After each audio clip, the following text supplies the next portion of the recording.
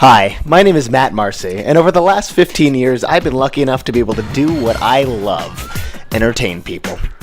From Las Vegas casinos to theaters, clubs, restaurants, and private parties around the country, even on over a dozen television appearances, I've been able to share my unique blend of comedy and original magic with audiences all over the world.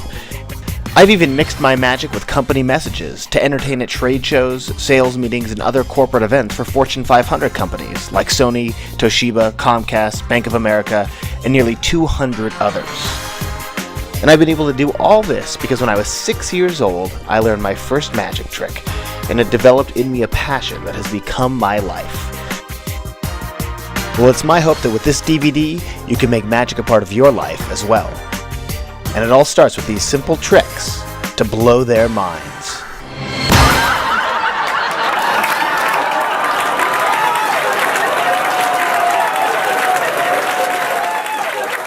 Hi there, and welcome to Simple Tricks to Blow Their Minds.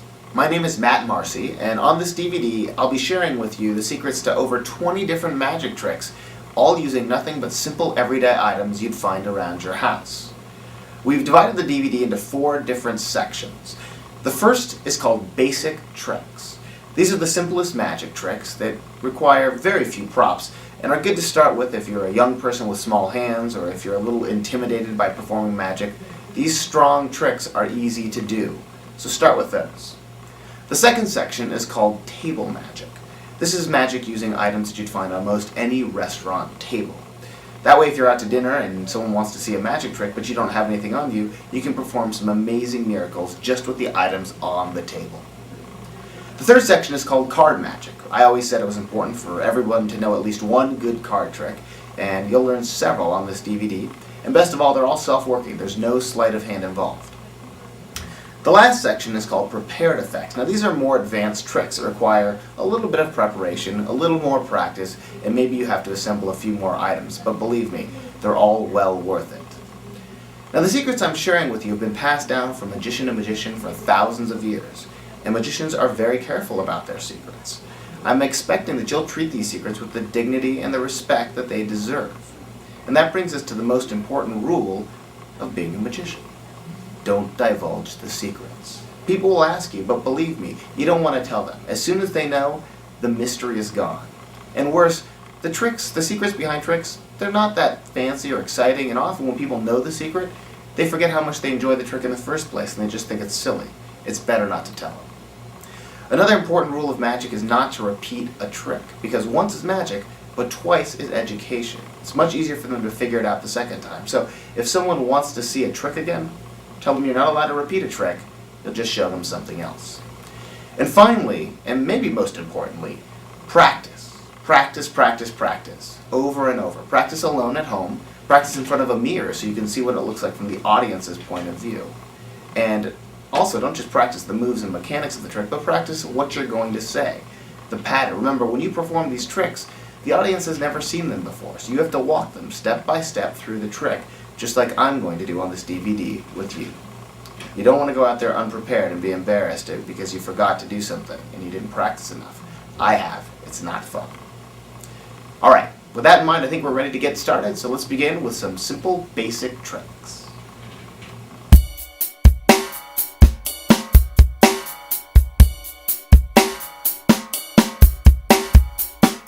Okay, so we're going to start with some basic magic tricks, and the first one is very simple. It's called the jumping rubber band. Here's what happens. I take a rubber band and I put it around 2 of my fingers, and I curl the rest of my fingers down so it's locked on there. Yet if I snap my fingers, it jumps to the other 2.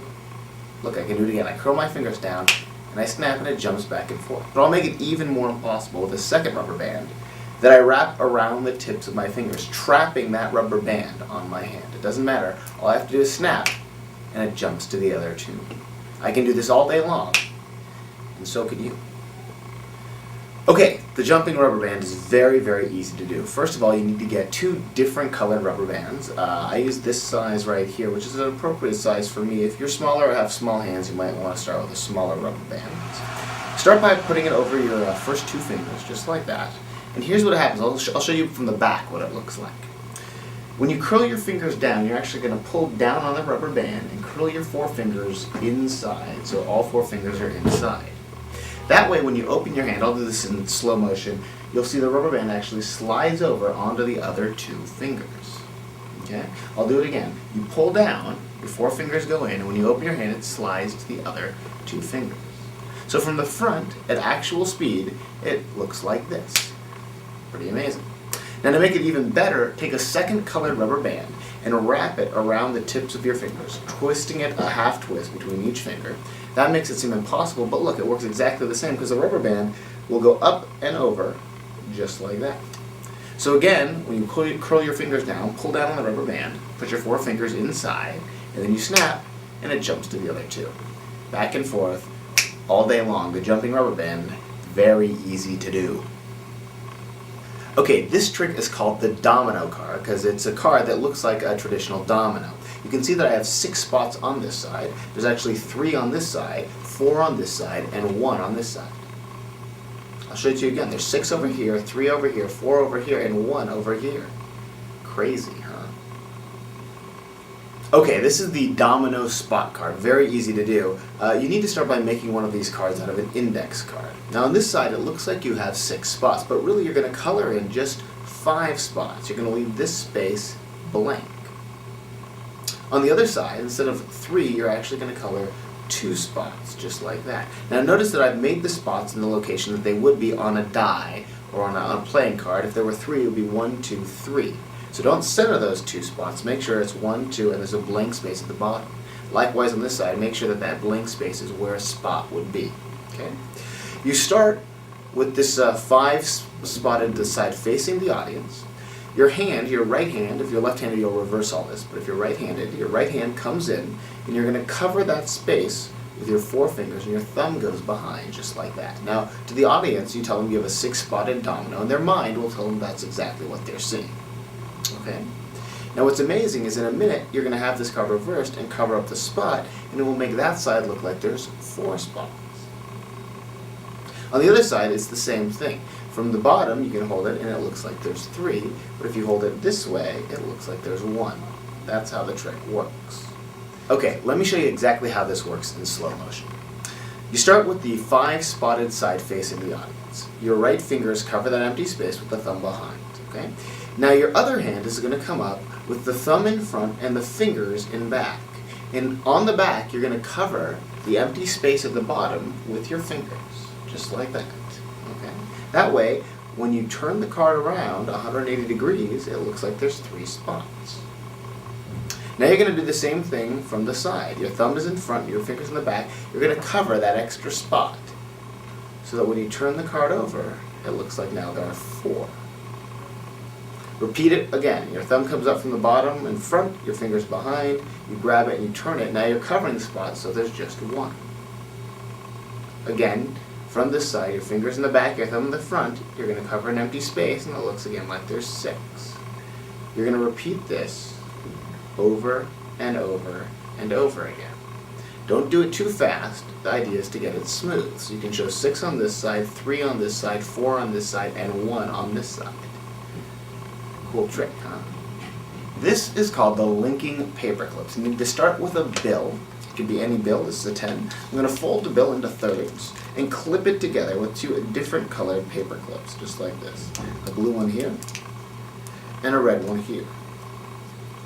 Now watch the paper clips slowly as I straighten out the bill. You'll see they get very close together and suddenly they'll leap off and you can see the clips are actually linked.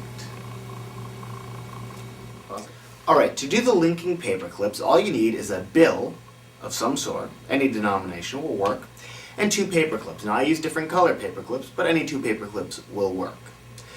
Now the secret to making this work is how you fold the bill.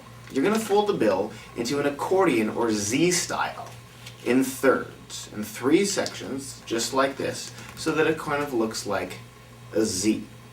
Okay? Now, where you place the paper clip is also very important. The first clip is going to clip one end to the middle piece. Just like that, right there. Can you see that? The other clip is going to clip the other end to the middle piece. Just like that. So if you look closely, you can see how those are clipped together. All right? Okay, now what you want to do is you want to pull slowly on the ends. The paper clips will start to move towards each other. Now if they get a little off, keep pushing them down. You don't want them to slide off too soon. Once they get close enough together, you're going to give it a sharp tug. Paper clips fly off, and you can see they're actually linked together. That's the mystery of the linking paper clips. Okay, this is called bills from nowhere. And you know, a lot of people think magicians use their sleeves, but it's not true, and I'm going to prove it. My hands are empty. There's nothing up this sleeve. There's nothing up this sleeve. But if I wave my hands up and down in the air, you can actually see I can actually make money appear from nowhere. Okay, here's the secret to money from nowhere. It's kind of funny because you say that magicians don't use their sleeves, but that's exactly what you're going to do for this trick. You're going to use your sleeves. Here's how you start. You have to be wearing a jacket or a long sleeve shirt. Start by getting 5 or 6 bills of any denomination, and you're going to actually roll them into a small little tube.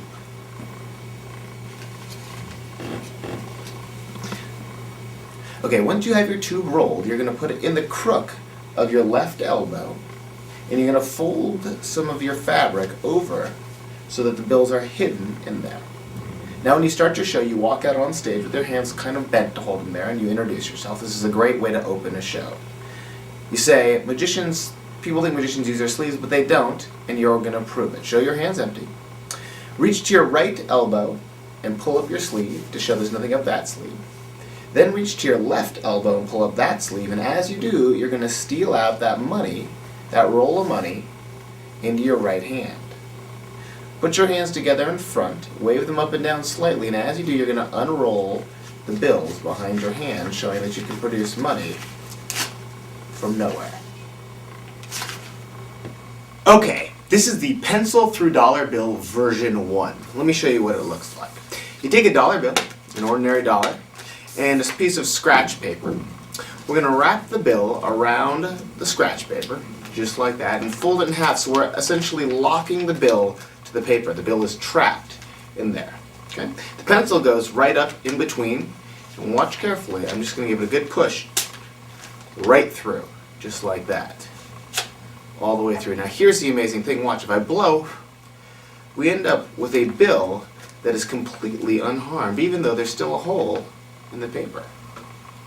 Pretty amazing, huh? Okay, here's the secret to the pencil through bill. You need a dollar bill. Any bill will actually work. A pencil, a sharp pencil. Make sure it's not a mechanical pencil and there's nothing sticking off the edges. You want a clean pencil, just like that. And a piece of scratch paper about 3-4 inches square. It's not critical. What you do is you start by wrapping the bill around the paper. Okay? The ends get wrapped around, just like that. And the whole thing gets folded in half, with the bill on the inside. Okay? So you're trapping the bill in the paper just like you said you are. Now you open up the bill and you show the audience right where you're going to penetrate with the pencil. But when you close it and you put the pencil up in between, you're actually not putting the pencil between the halves of the bill. The pencil goes up between the paper and the bill. So if you look on the inside, you can see that it's actually behind the bill, just like that. Okay? Alright, now you push it up through, it will punch her through the paper. Okay? Pull it all the way through. And now, of course, you can magically blow or seal the bill just like that. When you open it up, even though there's a hole in the paper, there's no hole in the bill. Pretty incredible. Now this is the pencil through dollar bill version 2. And in this version, there's no paper involved. We're going to fold the bill in half, just like that. We're going to take the pencil and push the pencil between the halves of the bill. So you can actually see the pencil going between the halves of the bill. Can you see that? Alright, now watch carefully. Right through. You pull it up a little bit, and you know what? I'm actually going to pull it out the side, just like that.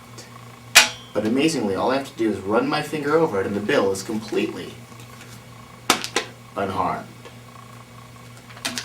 For the pencil through dollar bill version 2, you don't need a piece of paper. I think it's a much stronger version, but it does take a little bit of preparation. Let me show you what you have to do. Start with a dollar bill, and before the trick, you're going to fold the bill in half the long way, just like that. And then, secretly, you're going to make a tear in the bill. And here's where the tear is. It's on this edge, right where the 1 is, about halfway into the 1. You're going to make a little tear about 1/8 of an inch long. Can you see that there? Alright, now what you're going to do to start the trick is you fold the bill in half this way, okay? But don't fold it so the edges line up. Fold it so this edge just covers the tear you made. So there's a little space showing right there on the edge, okay? Now when the pencil goes between the halves of the bill, it's actually going to go up into that hole that you made right there, alright? But from this angle, it looks like it's between the two halves of the bill. From the back, of course, you can see that the pencil is behind the bill. Alright. Push it up so the point is just below that fold right there. It still looks like it's between the halves of the bill. Looks pretty good, huh? And then give it a sharp push. The pencil will go up. It'll look like it tore the bill. Pull it a little higher. Keep pulling it up until the eraser clears the tear you made. So you want to pull it up till that eraser is out of the hole. Okay? From the front, though, they can't tell. It looks just like that. As soon as that eraser is cleared, pull it sideways to make it look like you're ripping the bill. And that sound is just the pencil running along the bill. Now all you have to do is run your finger along that crease and show that you've completely restored the bill. And what's great about this is there's no hole in the center. You can actually hand this to someone and they generally will not find that tear because they're looking at the center, not the edge. That's clever magic. This is the mystery of the vanishing penny. You know, a lot of people don't know this, but you can actually take an ordinary penny, and if you rub it against your arm, just like this, sorry, let me try that again. If you rub it against your arm really, really hard, rub it really, really hard, you can actually make the penny disappear into your arm, and it is completely gone. That's the vanishing penny. Okay, so to do the vanishing penny, all you need is a penny. Here's how it works. It's a clever little bit of easy sleight of hand you're going to learn here. Start by explaining that you can make a penny disappear by rubbing it into your arm. Pick it up with your right hand, put your left hand behind your neck, and rub the penny against your arm. Now after a couple of rubs, you're going to drop it accidentally. Though you're not really doing it accidentally, of course, but they think you are. You say, oops, let me try again. Pick it up with your left hand, take it in your right hand, and rub it again. One more time, drop it accidentally. And the second time, you're going to pick it up with your left hand and pretend to put it in your right hand, but you're actually going to keep it hidden behind your left fingers. Now, there's no fancy sleight of hand. You just pick it up and pretend to take it. Pretty simple. Practice that a couple of times in front of a mirror so you can see what it looks like. But you're just going to pretend to take the penny. The real penny is hidden here, and that goes behind your neck with your hand. Then you continue to pretend to rub the penny into your arm. When you're done and it disappears, leave the penny behind your neck and bring both hands forward to show that it's completely vanished. That's the vanishing penny. This is a neat little mentalism trick where you can make a prediction as to something that's going to happen in the future. I've actually made a prediction on this paper. I'm not going to show it to you yet because I'm going to do this trick with you. I'd like you to pause the DVD for a minute and go get a calculator, just an ordinary calculator. I'll wait here. Okay, did you get one? Alright, I want you to think of any 3-digit number, but make sure the 3 digits are different and the first digit is the largest. Okay? Punch that 3-digit number into the calculator. Alright, now reverse the number in your head. In other words, if you pick 321, it would reverse to 123. And subtract the new number from the first number. Push equals. You should have a new answer. You should have a 3-digit answer, but if it's 2 digits, put a 0 in front of it just to make it 3 digits. Because what I want you to do now is take your new answer, reverse it again in your head, and add the reverse number to the answer. Push equals. So now you created a number, you reversed it and subtracted, you reversed it and added, and now you have an answer, and I have no idea what it could be, but my prediction here says you might have chosen the number 1089. Does that look familiar? It should. Alright, this is a very easy self-working math trick, and I'm teaching it to you because we're going to use it later on in another trick. The secret is this. The answer is always 1089. Isn't that crazy? And all you have to do is follow the steps that we did together. I'll go over them one more time for you. You ask someone to think of a 3-digit number, but make sure you tell them to make the numbers different. The digits should be different, and the first should be the largest. That's important. Reverse that number and subtract it. they'll have an answer. Take their answer, reverse that, and add it. And whenever you do that, your answer will always be 1,089. It's a neat little prediction trick, and keep it in mind because we're going to come back to it in a few minutes. Oh, hi there. Some of you may be wondering how I'm getting this card to float right now. Well, it's really easy. All you need is a magic wand. Actually, in my case, literally, a magic wand. I took my magic wand and I stuck a card to the end of it with some double-sided tape. You can do this with any stick. It doesn't have to be a magic wand. And you can stick any small object to the end of it. It doesn't work great in a show, but for a photo, you just put that under your arm, make sure the card's pointed directly at the camera, and you can float away.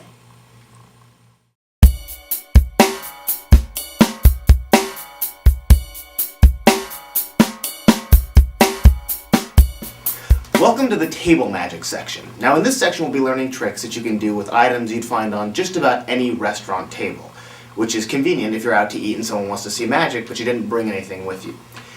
This first trick is called the vanishing penny. It's a little different than the vanishing penny we learned earlier. You start with the penny that you put on the table and you cover it with a salt shaker. And then you cover the salt shaker with a couple of napkins. Just like that. Bar napkins, restaurant napkins are fine. Okay, now all I have to do is snap my fingers and the penny will actually disappear. Watch. Oh wait, hold on, maybe I did something wrong. Let me try this again. We cover the penny with the salt shaker, and we cover that with the napkins, just like that. And then I have to snap I snap twice, and the penny disappears. Wait, hold on, I forgot. You know what, this isn't the trick where the penny disappears. This is the trick where the salt shaker disappears. Pretty cool, huh? Okay, this trick isn't really called the vanishing penny. It's really called the vanishing salt shaker. But you don't want to introduce it that way or you give away the surprise ending. It's one of the classic table magic tricks and it really is a fooler. Start with a penny or any coin will work. And a salt shaker or a pepper shaker. And napkins. I use two because sometimes you can see through one. You can use cloth napkins also, but paper tends to work a little bit better for this. So you're going to unfold the napkins, cover the penny with the salt shaker, and cover that all with the napkins. And you explain that you're now going to make the penny disappear by snapping your fingers. You snap your fingers once, lift the salt shaker and the napkins, bring them to the back of the table and show that the penny hasn't disappeared. And you say, oops, maybe this didn't work. Let me try it again. Now this is very important. At that point you unwrap everything so they can see all the objects and you say, we'll do it again. There's the penny, there's the salt shaker, you cover it with the napkins, squeezing them around that salt shaker, okay? And now you say you'll snap twice, and as you do, you pull the salt shaker and the napkins to the back edge of the table, showing the penny again. Now, while everyone's looking at that penny, here's what happens. The edge of the napkins come down to the edge of the table, and you're going to let that salt shaker drop into your lap. But because of the paper napkins, it will retain the shape of the salt shaker, just like that, okay? So once again, you snap twice, you lift it, and you bring it to the back, let it drop into your lap. Did you see that? Okay? And then you can bring this again forward. One last time. You snap twice, back to the back of the table, and it drops into your lap. And then you say, oh, it's not the penny that's supposed to disappear, it's the salt shaker.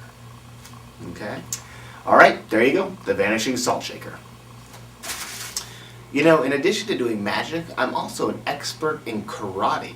I've actually been taking it for a number of years and I've learned some really amazing things, and this is kind of a little karate trick that I like to do when I'm out to dinner. What you do is you take a sugar packet, any sugar packet out of a normal sugar packet tray, and it takes a little concentration, so just give me a second. You just have to... Ah! You can actually stab that sugar packet right on your finger. That's the karate sugar. Okay, here's the secret to the karate sugar. You have to prepare it casually and subtly when no one's looking underneath the table. What you do is you take a sugar packet or a Sweet and Low or a Splenda, any of them will work. And during dinner, when no one's really paying attention, you bring one below the table and you're actually going to tear a hole in the middle and shove your finger right through the center. Some of the sugar will probably fall out. That's fine. Just like you are at the end. And you keep your hand below the table with that sugar packet ready to go. Now when it's time to do the trick, you explain that you've been taking some karate lessons and you want to demonstrate one of your favorite moves. Pull out a matching sugar packet, make sure it's the same kind of sugar or it won't look right, okay? Take one out of the little tray And what you're going to do is you ask for silence and concentrate, and as you throw it in the air, you're going to pretend to stab it. What you're actually going to do is bring your hand with the sugar packet already on it forward, and you're going to catch that packet in midair, just like that. It does take a little practice, but I think it's well worth it. So you throw it in the air, and you catch it as you pretend to stab it. If you do it at full speed and scream a karate scream, it is very believable. Watch. Ah! And that's the karate sugar. There are many types of spoon bending. This is the simplest one because all it takes is a spoon, but you need to get one of these spoons that they have softer metal. I don't know if you can see that, but actually if I put it in my hand like this, I can actually bend the spoon very, very easily. The amazing part is when I rub it on the table, it flattens back out again. That's spoon bending. Alright, the spoon bending is very, very easy. You just need an ordinary spoon, and this is a little bit of easy sleight of hand. You explain that the metal on the spoon looks soft, and you're going to bend it to prove it. What you do is you put the spoon straight up on the table, and both hands go around the shaft of the spoon right there, around the handle. Okay? Now you're going to slowly pretend to bend it by pushing down so that the spoon lays down. But from the back, you're not actually bending it, you're letting the back of the spoon come out of the back of your hands, just like this. We'll give you a back view here. Okay? As you push down, the spoon is going to come backwards like that, flat onto the table. But from the front, it looks like it's bending upwards. You keep your hands pointed up as the spoon goes down behind it. Okay? So when you get to your finished position like this, it looks like you've bent the spoon up, but really it's flat on the table. Okay? Once you do the bend, all you have to do is push it against the table and say, look, I'll flatten it out, and the spoon is as good as new. Okay? Very, very easy to do, the spoon bending trick. You've heard of sword swallowers, right? People who can swallow entire swords at carnivals and fairs. Well, I'm learning to do that actually, and I've started with just some regular butter knives. I haven't worked all the way up to swords yet, but I'll show you what it looks like. It's pretty cool actually. I can actually hopefully swallow the entire sword, the small sword here, and don't laugh, okay? Here we go.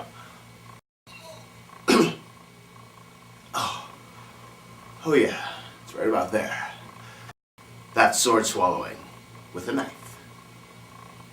This is a really fun little trick that completely catches people off guard. And it's very easy to do. You need just a butter knife, and you explain that you've been learning to swallow swords, but you're only up to knives, and you're going to swallow it. And here's what you do. You got to demonstrate that you're going to actually put it in and let them see the visual of what that looks like. You know, put it on your tongue, show that you're going to do it, and then here's how you hold it. You're going to hold it between your hands like this, so the knife is actually completely covered. Just like that. From the back it looks like that, but it's actually completely covered. Okay, that's important. So you can move a hand or two and show it's there still, but when you want it to be covered, it's easy to cover. Okay? So you show you're going to cover it, like that, and now right before you swallow, you say, look, I'm going to swallow the whole sword, and you're going to say no laughing. And when you tell them not to laugh, here's what happens. No laughing. Watch where my hands go. They go right to the edge of the stage, and this is just like the salt shaker trick. You're just going to drop that knife into your lap. Just like that. Raise your hands back up like you're still holding it, push it in, and then show your hands empty. And you just swallowed a sword. One more time, watch. You got the knife up here, you bring your hands down to the edge, no laughing, you drop it into your lap as you bring back, and it's gone. Just that simple. It's all about misdirecting them. Right as you're about to do it, you drop it into your lap, and you swallow a sword. It'll blow people away, I promise.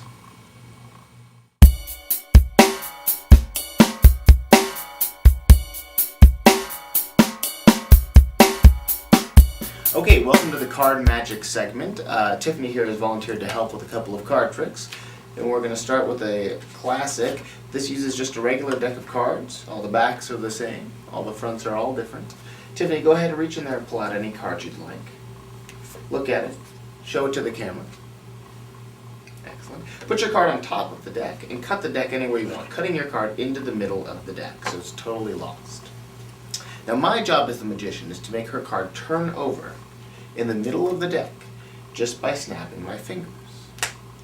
When I do that, one card in the middle of the deck turns over, the 5 of hearts. Was that your card? No. It wasn't her card. But don't panic, because the 5 is actually not her card. It's just an indicator card. It tells me where her card is. You see, because it's a 5, I'm going to count down 1, 2, 3, 4, 5 cards to find one card, your card, the 8 of clubs. That's my card. And I had so much extra time, I actually found all 4 of the aces as well. That's called Fantastic 5. Okay, this is called Fantastic 5. It is the first trick I teach people because not only is it a really good trick, but it's entirely self-working. There's no sleight of hand involved at all. Here's what you do. Start out by getting a regular deck of cards. You can use poker-sized cards like I do, or if you have smaller hands, you might want to get bridge-sized cards. They're a little smaller and easier to handle. These are bicycle back cards. They're a high-quality playing card. And other than that, they're just a regular deck of cards that you would play cards with. Out of that deck, you want to shuffle it up and then pull out the 4 aces and any one of the 5s. It can be any of the 4 5s will work. And you have to prepare this trick before you start. Okay, you have to take the deck and put the 5 on the bottom of the deck face up, just like that. Then below the 5, you put the 4 aces going face down, like the rest of the deck. Okay, this is the secret preparation you do before you start the trick. The audience should know this, and that's what the bottom of the deck looks like. The 5 and the 4 aces below it. Okay. Now to have a card, you start by having a card picked, and make sure you spread the cards out, but don't spread all the way to the bottom. You don't want them to see that card face up. So just spread the top half of the deck between your hands, just like that, and someone will take a card. Now let's see they pull out this card, which happens to be the 2 of clubs. Okay? They're going to pull out that card. You ask them to memorize the card. Make sure they memorize the card because you want them to know what it is towards the end of the trick. That's important. Have them put the card on top of the deck and cut the deck anywhere they want. You're telling them they can bury their card wherever they want in the middle. As soon as they cut the deck, the trick is done. All the magic has been done for you. You explain that you're going to make their card flip over in the middle of the deck by snapping your fingers. And after you snap, spread the cards on the table, and that 5 that you turned face up before you started will show in the middle. Now you pretend like you made a mistake. You say, oh no, the 5, that's not right. It's okay, it's just an indicator card. It indicates where your card is. Because it's a 5, I will count down 5 cards into the deck. Now notice from the 5, you can count in 2 directions. You want to count down into the deck, towards the bottom of the deck. Okay, make sure you count in that direction or it won't work. So from the 5, you count 1, 2, 3, 4, 5 cards. You ask their card, and they'll of course say it was the 2 of clubs, and you show that you found their card, the 2 of clubs. And then as a kicker, you had so much time, you also found these 4 cards, which are the 4 aces. So that's Fantastic 5. Definitely do this one. It's a good one. All right. This is a way to find a chosen card. Everybody wants to know how to have somebody pick a card and then find it, so I'm going to show you an easy way to do it. First, Tiffany, would you reach into the middle of the deck and pull out any card you want? Look at it. Remember, show it to the camera. I won't look. There you go. Put your card on top of the deck and cut the deck, cutting your card into the middle. My job is going to be to read her mind and figure out what card she's thinking of so I can hopefully find it when I go through the deck.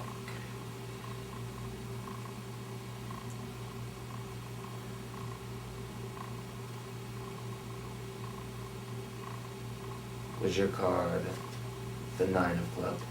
Yes, it was. There you go. Find a chosen card every time. This is a very easy way to find a chosen card, and it's a good way to start off with some card magic. It uses something called the key card principle. Now, a key card principle is a way of using one card to find another. Here's how you do it. Before you start, you need to know what the bottom card is. In this case, it's the 2 of clubs. Okay? You're going to have somebody take a card out of the middle of the deck. Let's say they pick the ace of spades. Convenient. They put it on top of the deck and they cut the deck anywhere they want. Now look what happens. When they complete the cut, your key card, the 2 of clubs, is going to go directly on top of their card. Now you know your card, the 2 of clubs, and their card, the ace of spades, are next to each other. So when you go back through the deck, All you have to do is look for your key card, and you know their card is next to it. There's the 2 of clubs. Now, there are 2 cards next to the 2 of clubs, the 7 and the ace. How do you know which one it is? Well, their card is always the card closer to the bottom of the deck. So you know it's the 2 of spades in this case. Or, I'm sorry, the ace of spades in this case. Next to your card, the 2 of clubs. Let's go through it one more time. This time we'll use a new key card, the ace of diamonds, okay? So we have somebody take a card out of the deck. In fact, why don't we do this? This time I won't even show you what the card is. We'll see how you do. All right. Your key card is the ace of diamonds, remember. Their card goes on top. We cut the deck. And now we're going to find that card. We'll go through until we find what card? Our key card, the ace of diamonds, and their card is next to it. On this side is 5 of hearts, and on this side is a jack of clubs. Do you know which one it is? That's right, it's the one closer to the bottom, the jack of clubs. And that was the card. And that's a key card location. Okay, now we're going to take the principle we just learned and apply it to a much more complicated trick. Tiffany, we're going to start with having you take a card out of the middle of the deck, anyone you want. Look at it and show it to the camera. I won't look. Go ahead and put it on top of the deck and cut it into the deck so we lose it completely.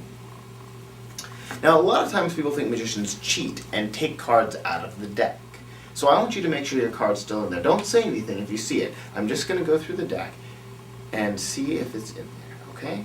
Don't tell me if you see it though.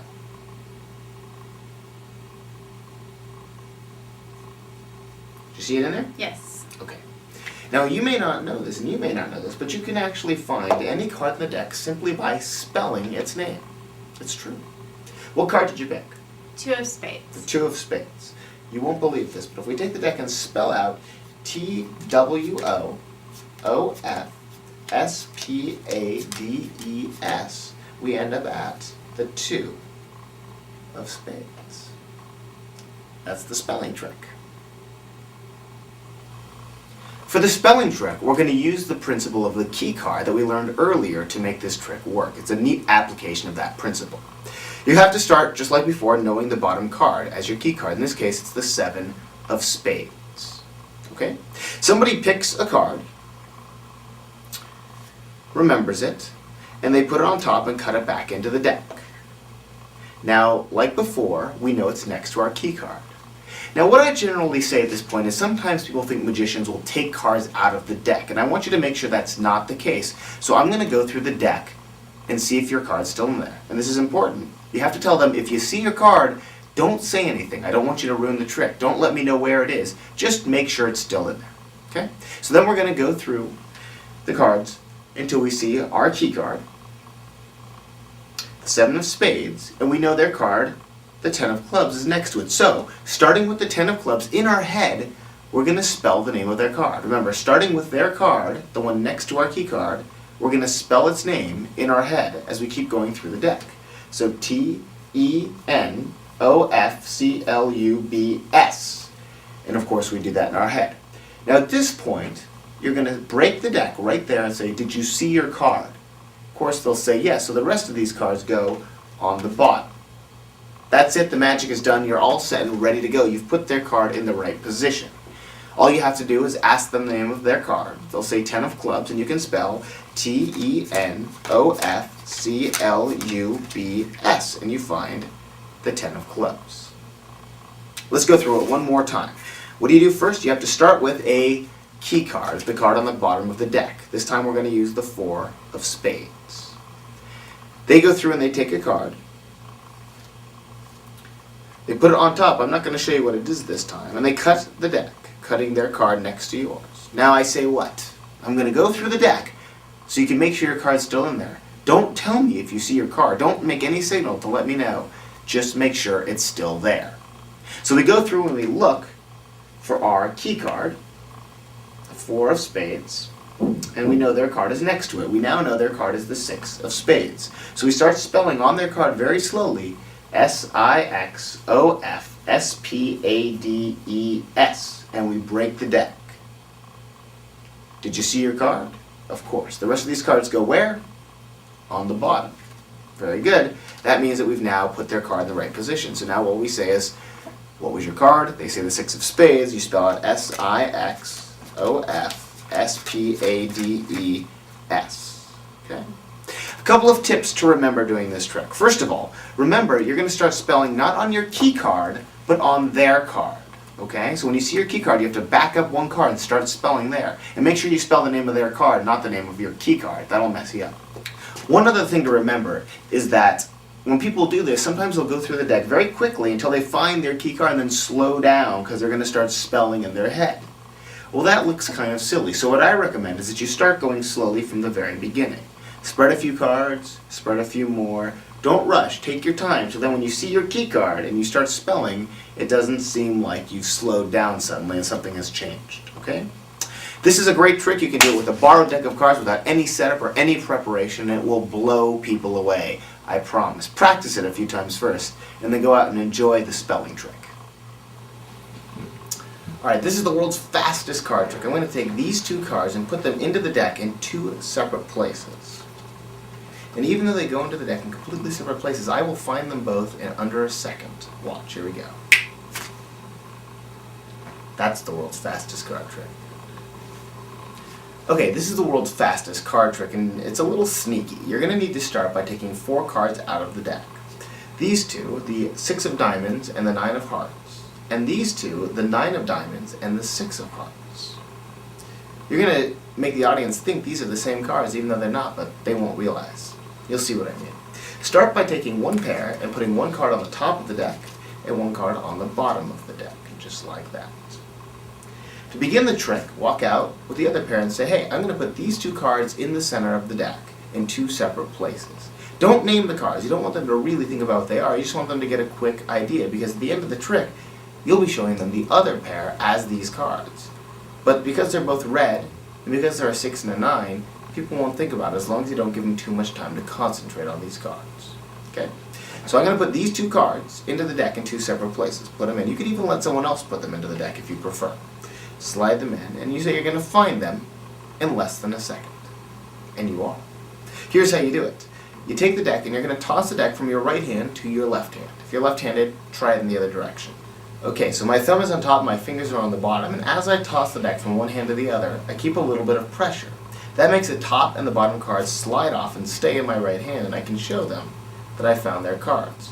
Of course, we really know it's the other cards, but shh, don't tell. Alright, now this little move here does take a little practice, not a ton, but you might be picking up cards the first few times you do it. If it proves to be too difficult for you, here's another solution. Simply put the deck behind your back, so you'll find the cards behind your back, pull off the top and bottom card there, and you can bring it back out and show them without even looking you found their card. So that's another way of doing it. That's the world's fastest card trick. Okay, this last card trick is going to take a little more preparation, but I think you'll find it's well worth it. I'm going to start with a deck of cards, and before we get to the cards, I want you to come up with a number. And here's how you're going to do it. It's something we've done earlier. Think of a 3-digit number. Make sure the first digit is the largest and 3 numbers are different, and punch it into a calculator.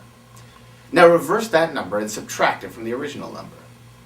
Take your answer and reverse that and add those 2 numbers together. You should now have a 4-digit answer. Good? Okay, add together all the digits of the answer. What number did you come up with? 18?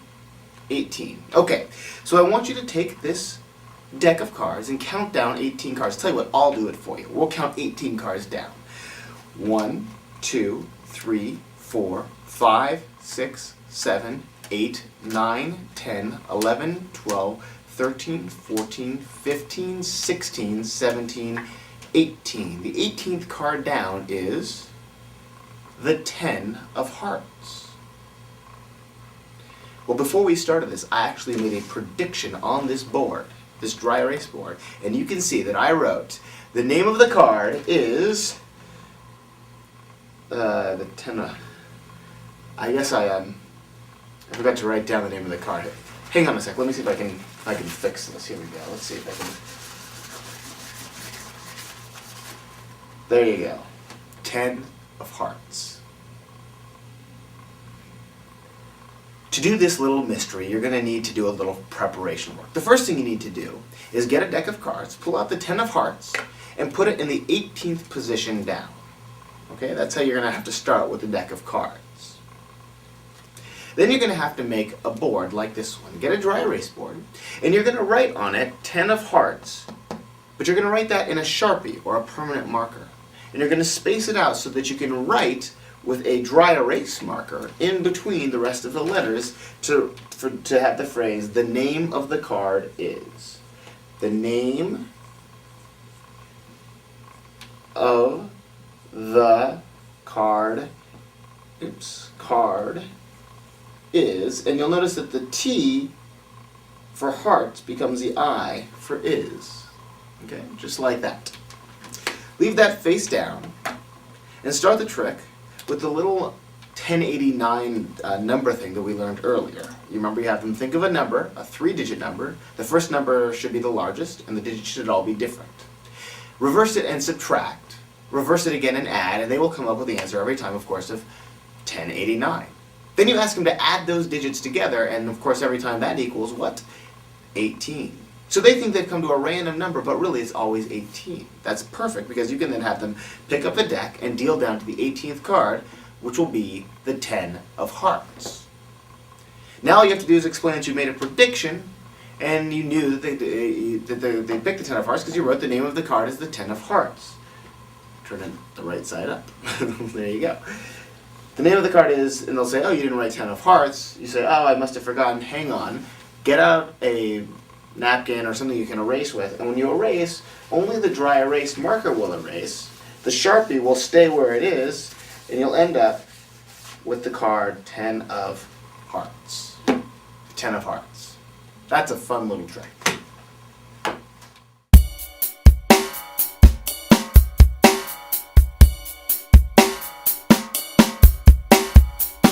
Okay, this is a great trick to do anytime someone asks to borrow a pen, which happens to me all the time, where I need to use it if I'm doing a magic trick and have someone sign a card. I always carry a Sharpie in my back pocket.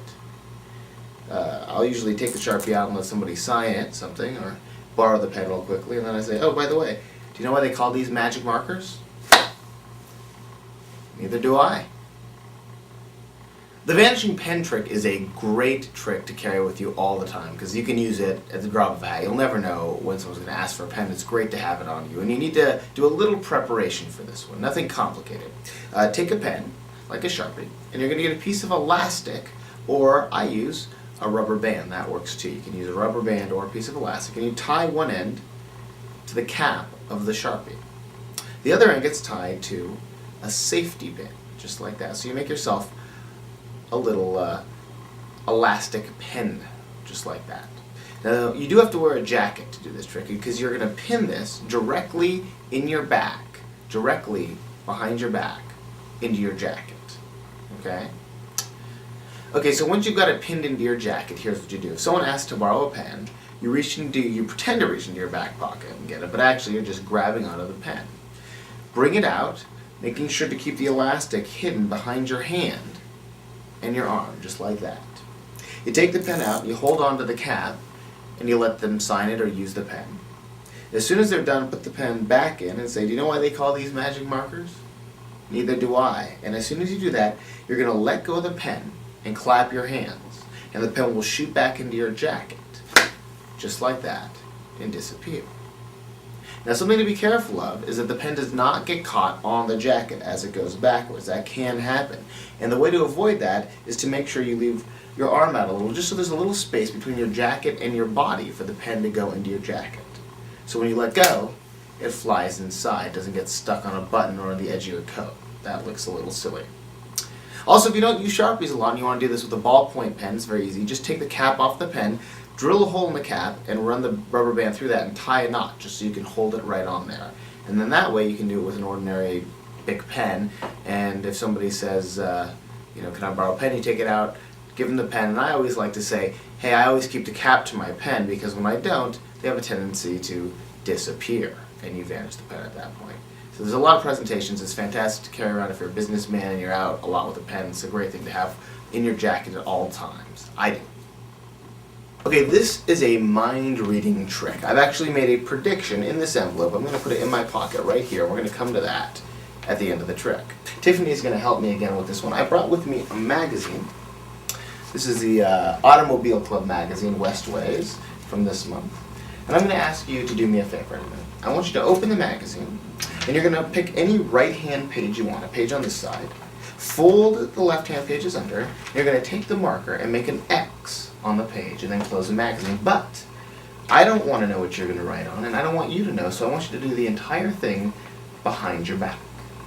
Go ahead, put the magazine behind your back, open it to one page, flip the left-hand pages underneath. Got it? Take the pen, make an X on that page. I'll take the pen back, close the magazine, and I'll take it. Now Tiffany's made an X somewhere in this magazine, and none of us know where it is. We're going to flip through until we find it. Let's see. Bunch of ads. Do you remember about how far you opened the magazine? Not sure. There you go. We found the X. Now if you look, the lines of the X actually cross on top of one word. The word it appears to be closest to is longer. So she picked the page, she made an X without even knowing what she was doing, and she ended up Xing over the word longer. I want you to open up that envelope, pull out the piece of paper, open it up, and tell everyone, what does that say? Longer. Longer. That's a good mind reading trick. This is one of the more clever tricks that I know, and it's a great way to make a prediction for somebody. Here's what you have to do. There is a trick pen involved, but you can make this pen yourself. Get a Sharpie or any kind of permanent marker, take the cap off, and let it sit out for a couple of days until it's dry, till it doesn't write anymore. That's the key to making this trick work. Alright? Now you have to do a little preparation before you get to the performance. First, get a magazine. Doesn't matter which magazine it is, but find a page with some writing on it, and take a regular Sharpie that does write, and make an X on a page through a particular word, just like I have right there. The last thing you need to do is get an envelope, and in that envelope you want a piece of paper that has that word that you've X'd through written on it. That's your prediction. Okay. So to begin the trick, announce to everyone that you've made a prediction, and you're going to leave it in plain sight so everyone can see it. Put it in a pocket or somewhere where you can't get to it and change it, but everyone knows it's there. Begin the trick by explaining to the person what you want them to do. They're going to take the magazine, and it's important that you explain this right. You want them to open the magazine, and they're going to select any right-hand page. They're going to open any right-hand page and fold the rest of the pages underneath. And then they're going to take the pen and make an X on that page. But you don't want them to know what page they're marking, so you want them to do the whole thing behind their back. Give them the magazine, let them put it behind their back and open it to a certain page. Give them the pen, have them mark the page with an X. And of course this pen doesn't write. That's perfect. Okay? You take the pen back, have them close the magazine and bring it back out. Now you say you've X'd somewhere in that magazine, nobody, not even you, knows where it is. Let's go find it. You flip through the magazine until you find their X.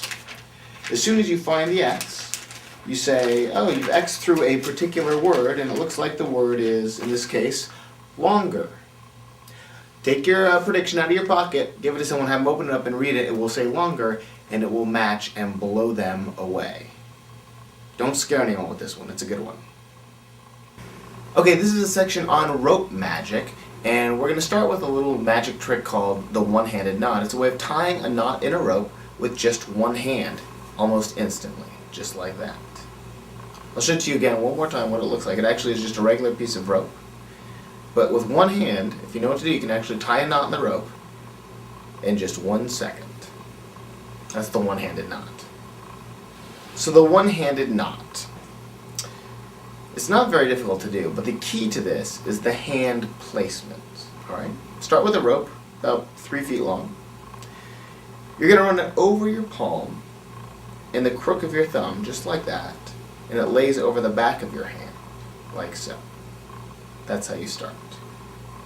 Okay? Now, you're going to take your pinky and grab the rope between your pinky and your forefinger, right like that. So you're holding the rope open in that sort of configuration. That's how you start. Not that hard. Now in order to tie the knot, you're going to fold your hand over, just turn it over 180 degrees, and with your second and third finger, you're going to clip that short end that's hanging down there. Now all you have to do is throw the rope off your hand and hold on with these fingers. And you'll tie a knot. Let's try it one more time. The rope goes over your hand in the crook of your thumb. Make sure this end in the back is quite a bit shorter than the long end. Okay, you don't want it to be just as long or it won't work. Make sure that's a short end. Grab the rope between your fourth finger and your pinky and pull it away, just like that. Okay. Turn your hand over 180 degrees. Pinch the end of the rope between your second and third finger, and finally throw the rope off your hand, and you make a knot. Now when you slow it down like that, it doesn't look impressive, but remember, if you start like this at full speed, you can make a knot instantly. That's the one-handed knot. Alright, this next rope mystery is tying a knot in a rope without letting go of either end. It's actually impossible if you think about it, but of course, you're a magician, so you'll be able to do this. All you have to do is loop it over your arm, go in one side, out the other, just like that, but my hands never let go, and as you watch, I actually end up with one knot right in the middle of the rope. Pretty cool, huh? Okay, this is tying a knot in a rope without letting go of either end, and I'm going to give you the secret right now. Shh, you actually do let go. But we'll see how in a second. They won't notice. You need a longer piece of rope for this one. This one's about 5 or 6 feet long, probably 5 feet long. And you need to learn these moves. It seems complicated, but you'll get it pretty quickly. Hold on to the ends in both hands. Over your left arm, you're going to take one end of the rope and pull it back down, so you make a loop that is divided in half by the rope that's coming down there. See how that's divided, in two sections like that. Now with the end of the rope, you're going to go in the left side and back out the right side. It's like you're playing cat's cradle or something like that. So once you get to this position, you're all set to go. Now, what you're going to appear to do is just throw the ropes off your wrists and tie a knot. Now, if you really did that, look what happens. No knot. So here's what you have to do. Remember, over the arm and back down, in the left, out the right, and now, before you throw it off, when you actually do, you're going to let go of this end and re-grab it right here. Can you see that? You're going to let go and re-grab it right there. That's going to let the end fall through so you can tie a knot. So I'll do it slowly. You let go there as you pull and re-grab it right there as it comes off your wrists, and you end up tying a knot. Doesn't look good in slow motion, but it will at regular speed. Let me show it to you one more time, because it is a little complicated. You're holding the ends. One end goes over the arm and back down behind, so you have your loop that's divided in half. You go in the left side, out the right side, just like that, so you're in this starting position. As you throw it off, you let go at this end and re-grab it, and you end up with a knot. Okay? I'll show it to you one last time, but at actual speed, so you can see what it looks like again. You go in the left, out the right, just like that, and if you toss it off your wrists, you end up with a knot. That's a knot without letting go of either end. You can win some bar bets. Here's one more little bonus rope trick for you. It's another way of tying a knot in a rope without letting go of either end. It's not quite a trick, it's more of a feat. I'll show you how it works actually. If you tell someone to tie a knot in a rope, if they don't know that trick we learned, they won't be able to do it. But here's a way you can actually show them that's pretty clever. All you have to do is start by crossing your arms. Then all you do is grab the ends, just like that, and when you uncross your arms, voila, a knot without letting go of either end of the rope. Clever. Oh, hi, I was just reading the newspaper here. You know, I found something very interesting about newspaper. Something really strange, actually. If you fold the newspaper in half just right, and you cut the newspaper, the strangest thing happens. The newspaper stays together. Isn't that weird? Look, I'll do it again for you. We'll fold it in half, give it a cut, yet the newspaper still stays together. Tell you what, we'll try it one last time. This time though, I'll try something a little different. We're going to cut it on an angle, just like that. Yet still, amazingly, the newspaper stays together. It's a little trick I like to call Clippo. Clippo takes a little more preparation than some of the other tricks on this DVD, but I think it's well worth it. You need to start with some newspaper. Any newspaper will work, and cut it into strips. They're like the width of a column, a couple inches wide. And you also need to get a couple of supplies. First, you need to get some rubber cement. This is a contact cement you can get at any office supply store, or even at a drugstore, Target, or Walmart. They all have rubber cement. You also need some baby powder. All right? And finally, a pair of sharp, good scissors. Very important that they're good scissors. All right. Here's what you do. You need to prepare the newspaper strip by painting it with rubber cement. Paint it up and down. There's a brush in each jar. Paint a good thick coat on all over the place. Don't let any spot be uncovered. It's very important that you paint everywhere, and then let it dry. You do need to let it dry, which takes a little while. Once it's dry, you want to take the baby powder and sprinkle it over the rubber cement all over the place. The reason for that is if you don't cover it with baby powder, when you fold the newspaper in half, the rubber cement will stick to itself. Okay? You don't want the paper to stick together prematurely. So cover it with baby powder. Shake it off, get all the extra baby powder off, and you're ready to begin. Explain to people that you're reading the newspaper and you want to try cutting it in half and putting it back together. You can write your own story for this, however you want to do it. You might want to clip out different articles or coupons. There's all kinds of presentations. But fold it in half, and then you're going to take your scissors and cut it straight across. Okay? That will cause the rubber cement to bond at that point, and if you let go of the bottom half, the two halves will stick together, just like that. You can do it again. Fold it in half. You're going to cut it straight across, just like this. That'll stick to the scissors. And voila. And as a finale, a fun thing to do is to actually cut it at an angle. Now, if you cut it at an angle, it's going to restore itself at an angle also. So we'll cut it at about a 45-degree angle, just like that. And then once again, when you let go, it restores itself in sort of an L shape, like that. It's an amazing little trick, and it will fry people's minds. It's called Clippo. Enjoy it. Okay, this is actually one of the very first tricks I ever learned, and I actually still do it today. What you need to do is get yourself a matchbook. And let's take a look at this matchbook. We'll actually count the matches inside the matchbook before we count. We have 1, 2, 3, 4, 5, 6, 7, 8, 9, 10, 11, 12, 13, 14, 15, 16 matches. We're going to take one match out of the book and close the book. Alright, this match we're going to strike just like that, so that it's the only burn match we have. Alright. Let it cool for a second. Watch this match. Second.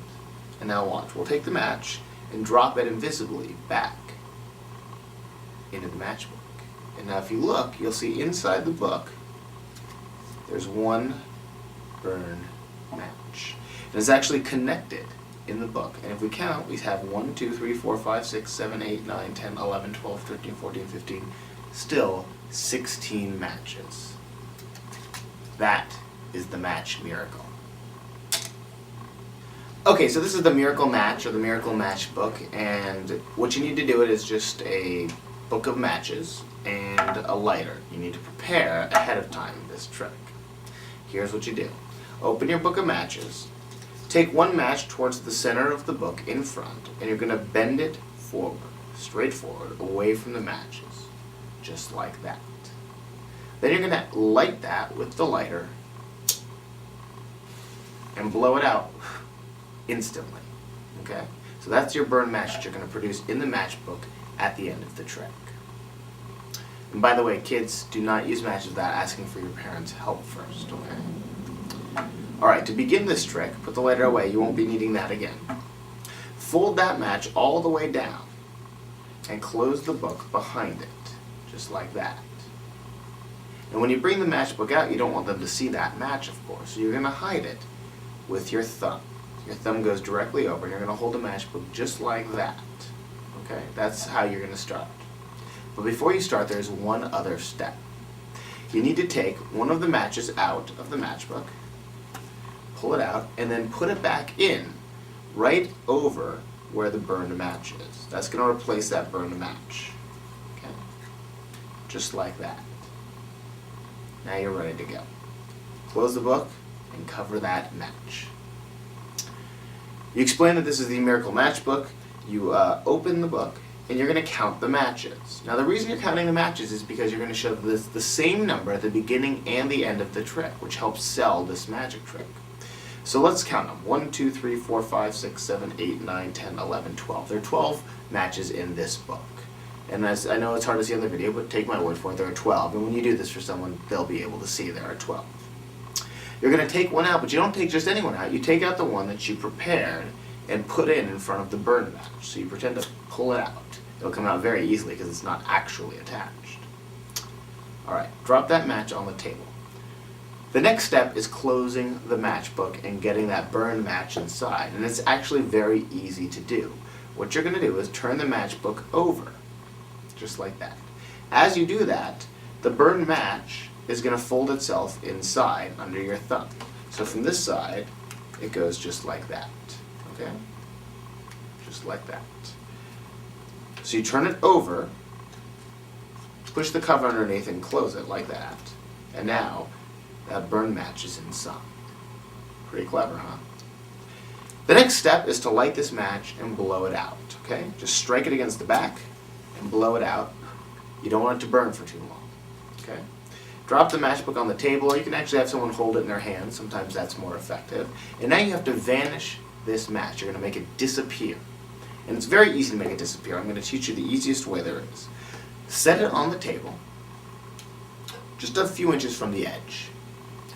You're going to pretend to pick up the match, but as you do, you're going to sweep the match off the back of the table into your lap. Okay? So you pull it back, and you're just sliding it back, and as soon as it falls off the back of the table, you pretend to pick up the match. Really, of course, it's in my lap, but they think you're holding it. And you pretend to drop it invisibly into the matchbook. Now that's your first trick. You just made a match disappear, and that will impress them. But what's going to be even more impressive is when they open that matchbook and see the burn match is back inside. And not only is it back inside, it's attached. And not only is it attached, if you count, you'll see there's still 12 matches. 1, 2, 3, 4, 5, 6, 7, 8, 9, 10, 11, and the burned one makes 12. It takes a little more work than some of the other tricks, but I think it's well worth it. That's the Miracle Matchbook. Well, that's it for simple tricks to blow their minds. I hope you had a good time and learned a lot of magic, and that you've been showing that magic to other people. And until I see you again, keep practicing.